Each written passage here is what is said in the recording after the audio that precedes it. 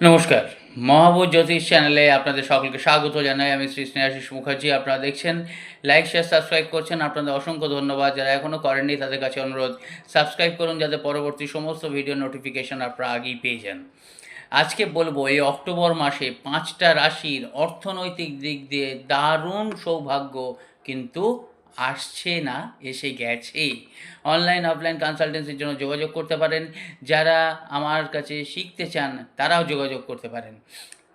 উত্তরবঙ্গে খুব শীঘ্রই পাবেন। কবে, কখন, কোথায় পাবেন? দুর্গাপুর, আসানসোল, বহরমপুর এবং শিলচরে আপনারা পাবেন।